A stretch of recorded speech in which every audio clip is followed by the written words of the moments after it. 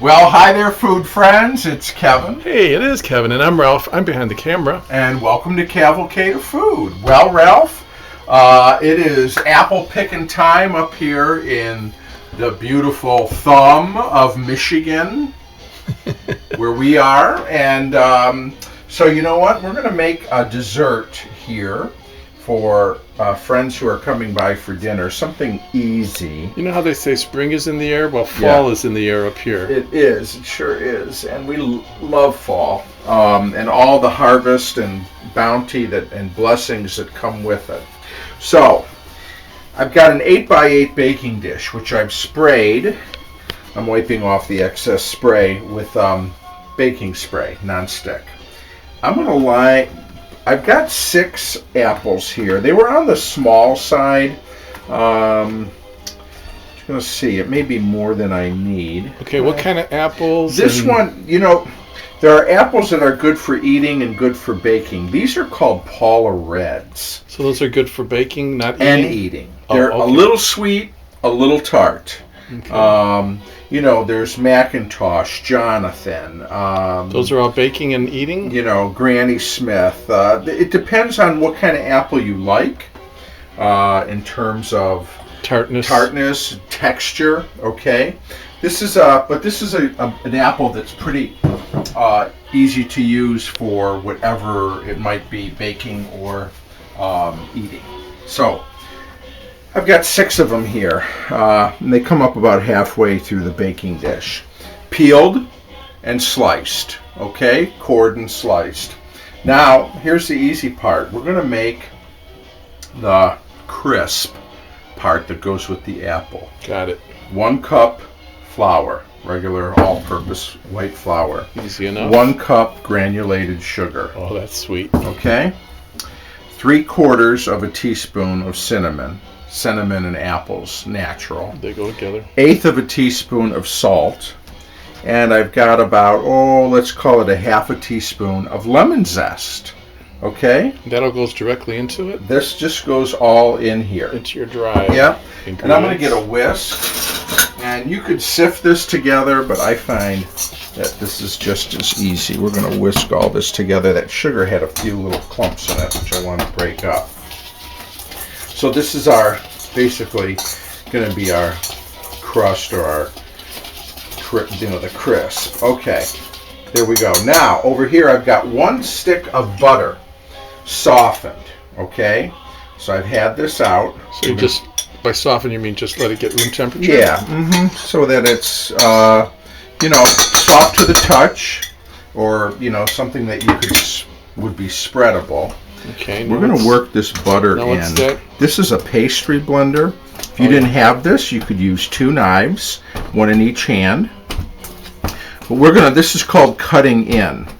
We're going to cut this butter in here to our dry ingredients until it sort of resembles coarse meal. Okay? So I'm just going to kind of keep at this. This will take a couple minutes. It's not hard. This is a great tool. They come in all shapes and sizes. This one's pretty old, actually. This might have been my mom's.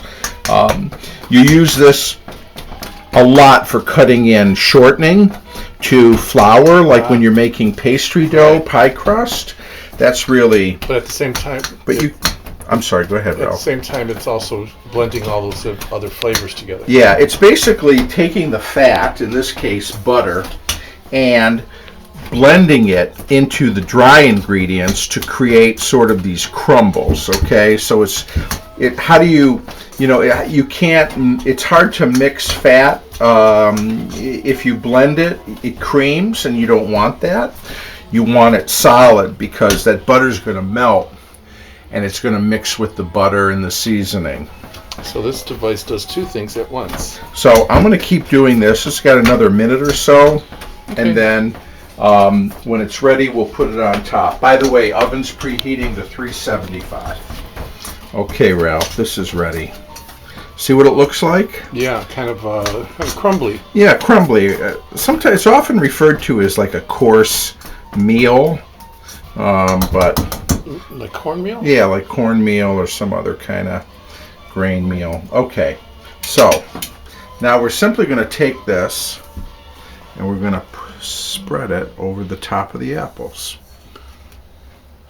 So is the idea to get it evenly spread, or do you want it more in the center? No, spread it evenly over the apples here. Of course, remember what's in here: butter, sugar, flour. So this is going to melt in the oven, right?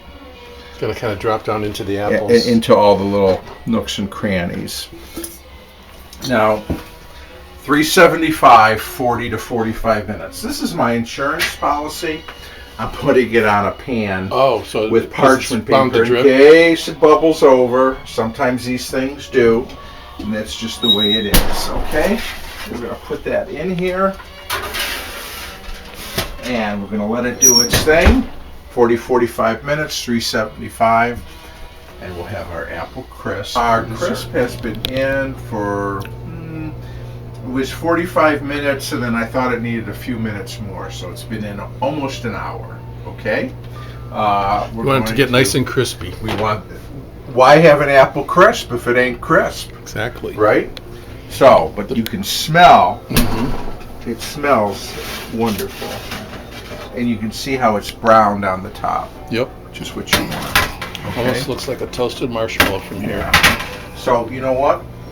We're going to just let that cool. We're not going to dive into it right now? No, you can see it's bubbling. It's still way too hot, okay? But I'm just kidding.